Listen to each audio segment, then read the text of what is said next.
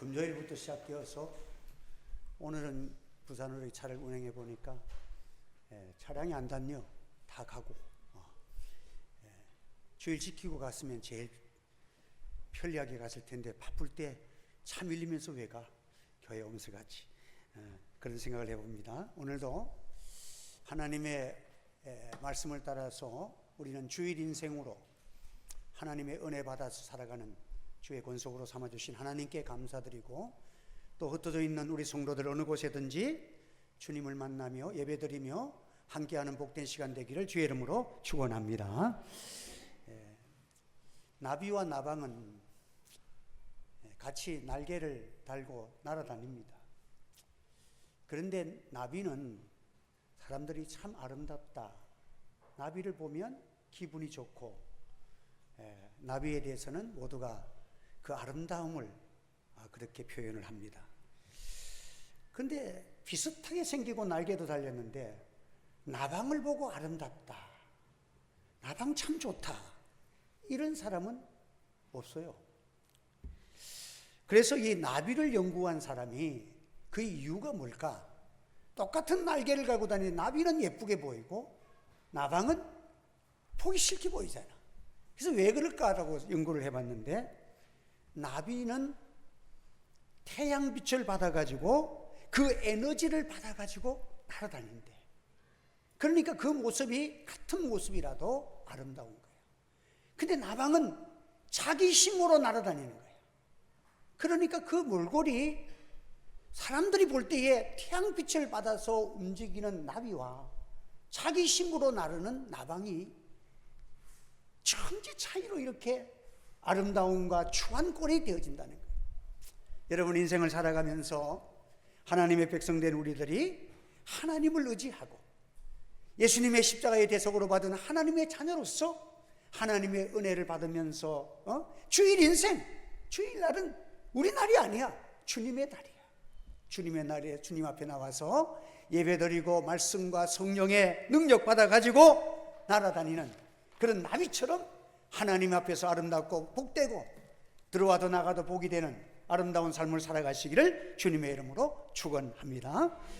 이 전도서는 지혜자라고 불리우는 솔로몬이 기록한 책이요, 또 참회록이라고 그렇게 불려지고 있습니다. 하나님께서 인생들에게 참된 행복이 무엇인가, 인생을 살아가면서 나중에 후회하지 아니하고 참 잘 살았다, 멋지게 살았다, 그런 고백을 할 수 있는 그 고백은 누가 하는가, 이걸 가르쳐 주시는 아주 중요한 내용입니다.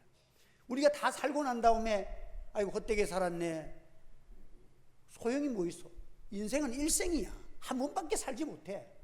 그런데 살고 나서 내가 그때 그렇게 좀 충성할 걸, 또 그때 그렇게 내가 양보할 걸, 또 그때 그렇게 내가 하나님 앞에서 참 한번 기도해 볼 걸, 그러면 무슨 소용이 있어, 지나가고 난 다음에.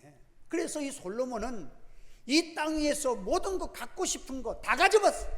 솔로몬같이 전무후무한 그런 물질이나 뭐 여자도 1000명을 거들어봤고, 권세도 잡아먹고 머리도 좋아서 지혜로운 모든 철학자들과 변론하면 항상 솔로몬을 따라오지 못하는 지혜자가 솔로몬이야. 그런데 솔로몬이 그 인생을 다 경험해보고 난 다음에 그렇게 살아봤자 헛되고 바람을 잡는 인생 되어지고만, 바람만 잡으러 인생 살다가 아무것도 잡지 못하고 끝나는 인생이 된다. 그런데 누가 지혜자냐? 여호와를 경외하고 여호와의 말씀대로 살아가는 자가 나중에 보니까 진짜 알맹이 삶을 살았고, 진짜 행복한 삶을 살았고, 영생에 속한, 땅 위에서는 짧은 세상을 살아가는데 영원한 생활에 잇대어 살아가는 축복을 살았다는 거예요.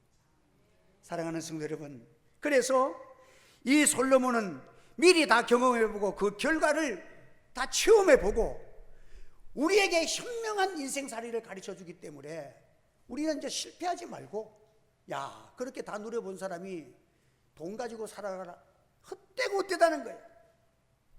하나님을 경외하고 그의 명령대로 살아가는 자가 행복한 자다. 꼭 기억하시길 주의 이름으로 축원합니다. 그래서 전도서를 통해서 은혜 받으면요, 사람의 마음이 엄청 커집니다. 세상에 돈 가지고 뭐 돈 좀 번다고 어시되고 하나님 없이 인생 살아가는 거, 그 결과가 딱 나와 있거든. 너는 헛된 삶을 살아가고 있어. 너는 마지막에 눈물투성이의 삶을 살아가고 있어. 인생 다 끝나. 너의 생명이 다는 그날에 너는 참 어리석구나. 보잘것없는 인생을 사는 그걸 보여줘. 그런 것 보고도 부러워할 것도 없어. 고대강실 높은 집 지으면 뭐해? 나중에는 한 평도 안 되는 관 속에 들어가 인생 끝나는 거예요. 그렇게 살지만 인생은 거기서 끝나질 않잖아. 영원한 영생이 있잖아.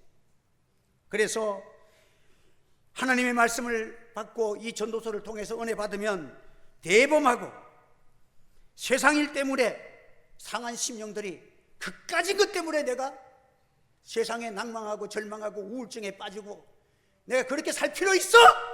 가난해도 나는 멋지게 살 수 있어. 하나님을 기도 많이 하고 어려울수록 기도하고 그리스도의 십자가의 사랑, 날 구속하신 사랑, 하나님이 나를 위해서 하늘 영광 버리시고 나를 위해서 이 땅에 오셔서 내게 주신 구원의 은총, 그 사랑만 생각해도 감사할 수 있는 감동과 감격과 기쁨과 소망의 삶을 살아갈 수 있는 그 능력의 삶이 하나님의 말씀을 통하여 저와 여러분의 말씀이 되기를 예수 이름으로 축원합니다. 여러분들. 예? 그래서 여기 보면 이 선원을 비유해서 처음에 말을 해요. 11장 1절에 보니까 어떤 사람이 배를 타고 이제 멀리 떠납니다. 오래 걸리는 항해를 출발하는데 그의 떡을, 너의 식물을, 옛날의 성경에는 너의 식물을 바다 위에 던지라는 거예요. 물결 위에 던지라는 거예요. 배를 띄워서 이제 항구를 떠나는데 돌아오는 먼 길을 돌아올 때까지 항해를 하려고 하면 준비할 것이 많아. 식물도 빵도 떡도 식품도 다 준비해가지고 떠나야 되는데 떠나는 자에게 지혜를 가르쳐 주기를 너희의 식물을 바다에 던지고 가라. 그리고 더 나아가서 7이나 8에게도 막 나눠주고 가라.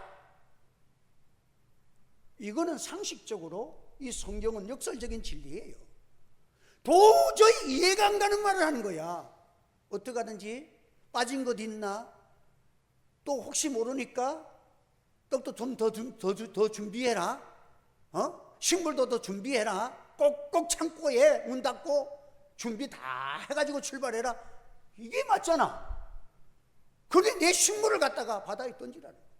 그리고 7이고 8이고 보이면 다 나눠주고 가라는 거예요. 여러분, 출항하는 선원에게 물에다가 던져버리라는 것은 이해할 수 없는 일이요, 비축해야 될 식량을 다른 사람들은 비축하는데 나는 비축하지 않고 버리고 간다는 것이, 이게 지금 이해가 갑니까? 하나님은 아브라함에게 75세에 나이 들어서 다 고향을 찾아야 될 그 나이에 하나님의 말씀을 따라서 떠나라고 말씀하십니다. 그때에 아브라함은 모든 것을 포기해야만 떠날 수가 있어. 집도 포기해야 되고, 나이 들어서 고향의 친구들과 모든 기반이 거기 딱 껴 있는데 이걸 다 포기하고 하나님 말씀을 다 떠나야 돼. 물 위에 던지지 않고는 출발할 수가 없는 것입니다. 전도자의 말은 뭐라고 합니까? 오랜 후에 도로 찾는다. 오랜 후에 도로 찾으리라. 여러분, 아브라함은 내 자녀가 하늘의 별과 같은 자녀들이 모래같이 많고 이런 축복을 내게 하기 위해서 떠나라는 거예요. 그래서 아브라함의 신앙을 창세기에 설명하기를 갈 바를 알지 못하고 떠났다는 거예요. 한번 따로 갈 바를 알지 못하고. 이거 다 나이 들면 챙겨가지고 준비해가지고 땅도 준비하고 뭐도 준비하고 다 준비하는데 그걸 다 버리고 가라. 하나님, 내 미래는 알지 못합니다. 하나님께 맡기고 떠납니다. 그런데 이것을 가르쳐서 지혜자는 참 똑똑하고 가장 현명하고 가장 멋진 인생을 산 자라는 거예요. 할렐루야! 여러분, 출애굽하는 이스라엘 백성들에게 애굽을 떠나면 400년 동안을 거기에서 살았는데 애굽의 고기 가마를 곁을 떠나면 망망한 광야를 간다. 하나님의 백성이라는 선민이라는 그 하나의 명분을 얻고 광야에서 굶어 죽어도 줄 수밖에 없는 거리로 떠나라는 하나님의 명령을 가지고 그들이 떠납니다. 아브라함은 믿음의 조상이 되었고 광야를 떠난 이스라엘 백성들의 한 시대 기간에는 광야에서 고생하는 듯 했지만은 여호와를 섬기는 신앙의 민족이 되어집니다. 히브리서 11장 1절에 보면 믿음을 설명할 때 믿음은 바라는 것들의 실상이요 보지 못하는 것들의 증거라. 믿음은 하나님의 말씀을 따라 순종해 본 자만이 깨달을 수 있는 세계라는 사실을 기억하시기를 바랍니다. 사랑하는 성도 여러분, 여러분의 미래가 불안하십니다. 그러나 믿음을 가지시기 바랍니다. 하나님을 의지하시기 바랍니다. 미래는 하나님의 손에 있지 인간의 손에 있지는 않습니다. 여러분들, 미래의 찬란한 계획을 가지고 미국에다가 돈을 많이 들여서 유학을 보냈어요. 기대가, 부모들은 우리 자녀만 생각해도 다른 자녀보다 뛰어난 줄 알고 기대가 있지. 나중에는 대서통곡을 하는데 거기서 친구 하나 잘못 사귀어서 마약 중독자가 되어 돌아왔어요. 여러분, 인생의 미래를 하나님이 붙들어 주셔야 될 줄 믿으시기를 바랍니다. 네? 내 떡을 물 위에 던지라는 말씀을 구체적으로 설명하면서 7에게나 8에게나 나눠줄지라. 무슨 재앙이 땅에 임하는지 내가 알지 못함이니라. 힘을 직결시키고 가진 것을 모아서 큰 것을 대비하라고 했으면 좋겠는데 전도자는 말하기를 7에나 8에게나 나눠줘서 없애버려라. 무슨 전쟁을 하더라도 군인을 모아야 되지 않습니까? 근데 성경에 보면 우리 하나님은 3만 명이 와도 다 돌려보내라는 거예요. 300명 가지고 하겠다는 거예요. 큰 산을 옮기는 것을 겨자씨만한 믿음만 있으면 내가 일을 하겠다는 거예요. 여러분들, 오늘도 하나님의 전능하신 하나님이 천지 만물을 말씀으로 창조하신 하나님께서 우주를 지금도 창조하시고 운행하시고 역사의 주인공은 하나님심을 기억하시기를 바랍니다. 이 나라의 민족도 여러분 사람에게 달린 건 아닙니다. 하나님이 이 민족을 지켜주시면 이 나라는 잘 될 줄 믿습니다. 하나님이 버리시면 인간이 아무리 잘하려고 하고 똘똘 뭉쳐도 안 되는 거야. 겨자씨만한 믿음이 산을 옮기는 것입니다. 되도록이면 많은 사람에게 나누어 주는 삶을 살아가는 거야. 떡을 물 위에 던지는 믿음과 훗날에 정확하고 완전한 투자가 무엇이냐? 하나님의 뜻을 따라서 내가 버릴 줄 아는 인생, 심을 줄 아는 인생, 많이 심으면 많이 내게로 돌려올 줄 아는 심는 자의 법칙은 하나님이 주신 법칙인 줄 믿으시길 바랍니다. 땅에다 던져서 심어서 없애버리는데 나중에는 100배의 축복으로 돌아오는 거야. 이게 하나님이 주시는 심는 자의 축복인 거예요. 많이 심는 자는 많이 거두고 적게 심는 자는 적게 거두리라. 오늘 우리 하는 제 교회가 많이 심는 은혜가 있기를 바랍니다. 우리가 또 이번 그 기간 총회 기간에도 그래 우리 교회에서는 많은 선교를 못하지만은 그래도 코로나를 지나면서 교회를 참 반듯하게 11조 생활로 잘하고 외국인 나이지리아 사람인데 그 목사님인데 한국에 이제 귀화를 하고 부인하고 같이 여기서 하면서 영어로 설교를 하게 외국인들을 상대해서 하는데 한국 젊은이들도 그 교회 많이 가서 그렇게 예배를 드려요. 근데 11조 생활도 잘하고 하는데 코로나가 오니까 직격탄을 맞았는데 외국인이 뭐 다 떠나버리고 막 조사하니까 다 안 오잖아요. 그래서 가장 피해가 심각한 교회가 그 교회였어. 그런데도 이제 지금도 열심히 하는데 그래 어렵다는 얘기를 듣고 이번에 어떤 분들이 또 이렇게 맥주 감사주의를 통해서 거기 조금이라도 선교를 해야 되겠다. 그래서 우리가 이제 100만 원을 가서 이제 청해에서 이렇게 기탁을 해서 드렸어요. 그러더니 저한테 문자가 오기를 뭐라고 한지 아세요? 목사님, 나는 축복받았어요. 축복받았어요. 너무 감사하다는. 여러분들, 오늘 우리는 세상을 살아가면서 좀 감동을 심어주는 성령의 사람들 되시기를 바랍니다. 우리가 뭐 많이 있어주는 거 아니잖아.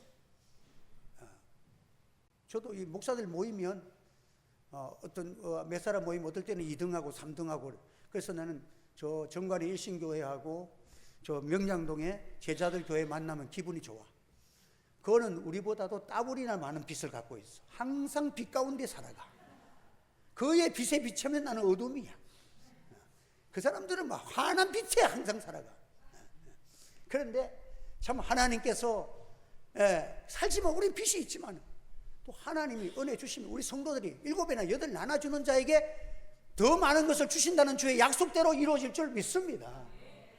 그래서 오늘 우리는 가루 서물 속에 뛰어드는 누룩이 가루 서물 속에서 없어지는 것 같은데 나중에 보면 누룩이 전 가루 서물을 점령해서 누룩화시키는 것이 하나님의 반급이라는 사실을 기억하시기를 바랍니다. 그래서 여러분, 오늘 우리는 이 땅 위에 살아가면서 선한 일을 많이 하는 하나님의 친백성으로 살아가는 여러분 되시기를 바랍니다. 여러 날 후에 도로 찾으리니 뭐 제가 있는 동안에 많이 심으면 다음 후배 목사님 때 우리 교회가 큰 수입, 큰 은혜를 많이 받을 줄 믿습니다. 하나님이 축복해 주시고 약속했잖아. 하나님은 약속에 신실하신 분이에요. 두 번째 장면은 바다에서 육지로 옮겨집니다. 옛날 농사짓는 동부에게는 폭풍우나 폭우 같은 그 자연재해는 수확의 성패를 가르는 중요한 요소예요. 이것은 자신의 힘으로 막 태풍이 불어오는 거 자신의 힘으로 어떻게 막아? 뭐 걸음을 더 주고 짐을 매는 것은 할 수가 있지만은 태풍이 부는 것을 어떻게 막아? 비가 그냥 200mm가 쏟아지는데 그걸 어떻게 막아? 이것이 막을 수가 없다는 거예요. 폭풍우가 불어서 어떤 나무는 북쪽으로 쓰러지고 어떤 나무는 남쪽으로 쓰러지고 그렇게 쓰러져 있는 모습을 보면서 인생이 동쪽으로 넘어져라 서쪽으로 넘어져라 인생이 할 수가 없어. 하나님이 이리저리 넘어뜨리는 대로 넘어지는 거야. 이와 같이 하나님의 역사는, 바람 같은 성령의 역사는 그 누구도 막을 수 없다는 사실을 기억하시기를 바랍니다. 그래서 구름과 바다의 예를 들면서 비를 품은 먹구름이 있을지라도 진정한 농사꾼은 두려워하지 않고 씨 뿌릴 때 씨 뿌린다는 거야. 뿌려놔야 되지.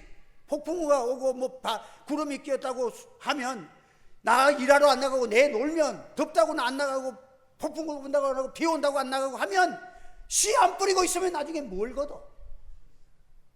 어떤 것은 두 가지를 심었는데 한 가지만 잘 될지 두 가지가 잘 될지 그걸 어떻게 아느냐는 거야. 인간은 알 수가 없지만은 그렇기 때문에 하나님을 의지하고 믿음으로 하나님의 뜻대로 열심을 다하여 심는 여러분 되시기를 바랍니다. 인간의 생각에는 안 될 것 같아도 씨를 뿌려놓으니까 나중에 보니까 저는 여기다가 뭐 이렇게 고추 같은 거 몇 개를 심어 놓으면 신기한 것은 거름도 안 좋으면 하다 보면 어떨 때는 물도 안 줘가지고 그게 풀이 더 많아 이래 있는데 나중에 보면 고추 한 포기 심었는데 그래도 제법 다 먹는다. 항상 하나님이 심은 것보다 많이 줘. 그런데 거기다 거름을 주고 열심히 있는 농부 같으면 얼마나 잘 되겠어. 그 이번에도 어떤 목사님이 뭐 고추 따오러 그래서 갔더니 그거는 그 농약은 1도 안 치는데 얼마나 고추가 많이, 그걸 우리가 한 달 안에 따가지고 왔어. 그래서 지를 담아 놓고 했는데 그 농약도 안 치고 했었는데 그분은 막 그 밭에다가 얼마나 거름을 많이 넣었던지 막 고추가 이리 커. 여러분들 정말 지혜로운 농부는 바람을 두려워하지 않고 심을 때 심어야, 그리고 하나님 앞에서 축복을 기도하는 저와 여러분 되시기를 바랍니다. 하나님 앞에 말씀으로 순종해야지. 내가 어려울 때 주일 시키고, 하나님 앞에서 내가 성수하고 11조 내고 딱 시키고, 하나님 주의 뜻대로 약속하신 주의 말씀을 내게 허락하시고 주의 축복을 하여 주실 줄을 믿습니다. 그러면 기다리면 벌써 자기 마음속에는 내가 하나님의 말씀을 지키며 기도하기 때문에 이 말씀이 이루어질 그 확신이, 성령의 바람이 내 가슴 속에 확신을 주시는 거예요. 믿습니까 여러분들?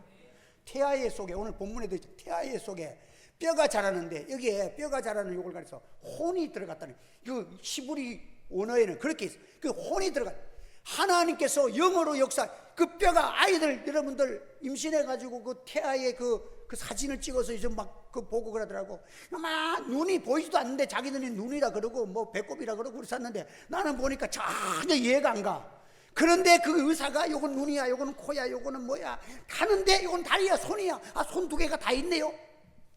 그 뼈가 전만한 것들이 있지만은 하나님의 혼이, 하나님의 힘이, 창조의 하나님의 은혜가 그 속에 있기 때문에 지금은 정 같아도 그것이 자라서 멋진 인생이 인간이 되듯이 뼈 속에서 자라는 모든 것도 하나님이 주관하여 주시는 줄을 믿으시기를 바랍니다.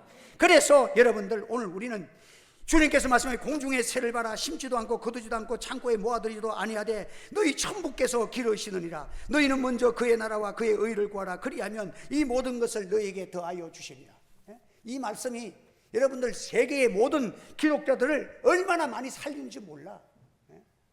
오늘 우리가 하나님의 말씀을 믿고 순종하고 기도하면 하나님의 은혜가 확신이, 하나님이 주실 때는요 이해가 안 갈 정도로 줘. 할렐루야.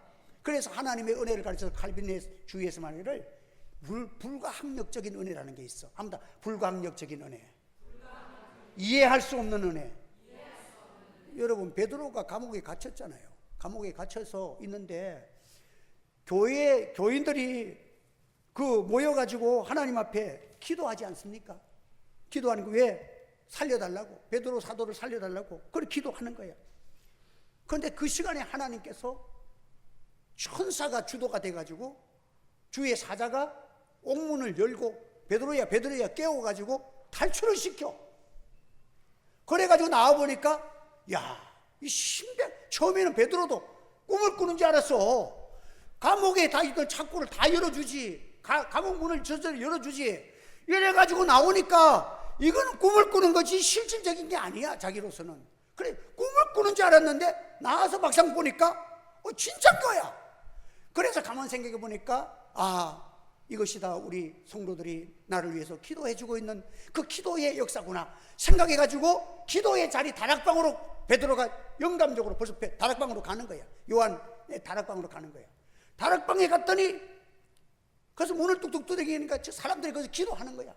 기도하니까 문을 두드리니까 어떤 소녀 하나가 딱 뛰어나가서 이래 보는데 문틈으로 혹시 우리 잡으러 왔는가 싶어서, 그 당시에는 뭐 예수 믿는 사람 잡으러 가니까 잡으러 왔는가 싶어서 보니까 세상에 베드로가 와 서 있는 거야. 그래가지고 너무 깜짝 놀라가지고 문도 열어준 걸 깜빡 잊고 뛰어들어가서 베드로가 왔다고, 베드로 사도가 왔다고. 그랬더니 사람들이 무슨 소리 하느냐, 베드로 감옥에 갇혀 묶여 있는데 어떻게 와? 그건 아마 베드로의 영을 하나님이 보내시는가 보다. 그렇게 못 믿었다니까. 그런데 자꾸 문을 두들기니까 뛰어나가서 문을 열어보니까 베드로가 살아 돌아온 거예요. 이걸 가르쳐서 불가항력적인 은혜라는 거예요. 할렐루야. 이해할 수 없는 역사. 여러분들 주의 말씀을 따라 살아갈 때 하나님께서 하나님의 자녀를 위해서는 이해할 수 없는 능력도 행하여 주신다는 사실을 믿으시기를 바랍니다. 그러므로 너희들이 마지막이 가까웠으니 정신을 차리고 근신하여 깨어 기도하라. 무엇보다도 열심으로 사랑할지니 사랑은 허다한 죄를 덮느니라. 말세에는 여러분들 어느 교회가 되어야 됩니까? 여러분의 심령 속에서 사랑이 불꽃처럼 뛰는 성령의 가슴들이 일어나기를 바랍니다. 영혼을 사랑하는 가슴, 곳곳에 지금 어려움을 당하는 교회를 위해서 눈물의 기도가 쏟아지는 이런 하늘채의 교회, 성령의 교회가 되기를 소원합니다. 여러분, 이 교회가 되기를 하나님, 이 마지막을 이기는 비결, 마지막에 하나님의 역사가 성령의 물붓듯이 부어지는 역사를 체험하는 교회가 뭐냐? 예? 사랑으로 불붙는 교회가 돼야 돼. 쿠레이라는 목사님이 그 영국에서 성공회 목사님하고 장로교 목사님하고 토론이 벌어진 거야. 그러니까 이게 해결이 되나? 여러분들 교리 싸움 벌어지면 나중에 그 사람 되게 미워집니다. 그래서 목사들도 싸움 하다가 간단하게 하고 말아야 돼. 토론하면 나중에 싸움 나는 거야. 그 교회 설교하러 가가지고 차 마시면서 시간 있어 얘기하다가 싸움이 벌어진 거야. 그러니까 설교에 단에 가서 설교를 해야 되잖아. 그런데 세상에 그 단임 목사하고 대판 지금 1시간이나 싸우고 들어 올라가는데 이게 설교가 나오겠어? 기가 막힌 거야. 그래서 이 목사님이 그 있는 성도들에게 사실은 제가 이런 토론 때문에 마음이 상해가지고 미움도 생기고 이랬는데 하나님 앞에서 참 지나친 토론을 해가지고 설교자가 참 이 마음이 이렇게 어두워지고 성회상에서 하나님 앞에 참 죄송하다고 이렇게 해가지고 내가 어떻게 설교하겠느냐고 이 시간 저도 회개하고 하나님께서 용서해 달라고 우리 다 같이 기도하자고 통성기도를 했어. 통성기도를 하고 설교를 했는데 그분이 말하기를 자기의 일생 동안 그렇게 불같은 성령의 역사가 임한 지는 처음 있는 일이었대. 예? 여러분, 하나님 앞에서 우리가 주의 말씀을 따라 회개할 때 회개하는 자가 큰 능력 받을 줄 믿으시기 바랍니다. 그때 자존심에 대충 설교하고 갔으면 여러분 자기는 평생 동안 수치를 남겼을 텐데, 예? 회개하고 하나님의 뜻 앞에서 서로 사랑하면 서로 사랑할지니, 뭐 사랑하고 막 하고 나니까 하나님이 그냥 일생에 잊을 수 없는 성령의 역사를 그 자리에 쏟아 부어줬다는 거예요. 오늘 신앙생활은 무엇입니까? 신앙생활은 오늘 새벽에도 제가 증거했지만은 빚진 자예요. 빚진 자. 날 위해서 피 흘리신, 하늘 영광 버리시고 날 위해서 십자가 지신 그 주님의 사랑에 빚져가지고 어떻게 하면 그 빚을 갚을까? 빚이라는 것은 무거운 것이잖아요. 안 갚으면 늘 고민되는 거잖아요. 그런데 이거는 사랑의 빛이야, 감사의 빛이야, 감격의 빛이야. 주님을 위해서 가슴 뛰는, 감격 뛰는 예수 사랑 앞에 내가 무엇을, 주님은 나가던 대로 십자가에 모진 고난도 당했는데 내가 못 당할 게 뭐가 있어? 죄인된 내가, 예수로 말미암아 살림받은 내가 이 사랑을 실천하면서 하나님의 영광을 땅 위에 선포하는 우리 하늘체 교회, 기도하는 생활을 통해서 하나님의 기쁨과 성령의 능력 받아서 땅 끝까지 복음을 전파하는 성경대로의 교회가 되기를 주님의 이름으로 축복합니다. 기도하겠습니다. 할렐루야. 은혜를 감사합니다. 오늘도 또 아는 말씀을 증거했습니다. 우리의 가슴이 뛰지 못하는 거 용서해 주시옵소서. 사소한 것에 마음을 빼앗겨서 주님의 구원의 감격과 기쁨 없는 삶을 용서해 주시옵소서. 세상에 헛되고 헛된 삶, 돈 때문에 고민하면서 믿음 때문에 고민하지 못했던 우리를 용서해 주시옵소서. 하나님의 은혜의 사랑 속에서 우리 하늘체 교회 성도들이 많이 신고 땅 위에서도 하늘의 축복과 땅에서도 100배의 복을 받아서 주의 영광을 땅 위에 선포하는 성령의 사람들이 일어나도록 축복하여 주시옵소서. 예수님의 이름으로 기도하옵나이다. 아멘.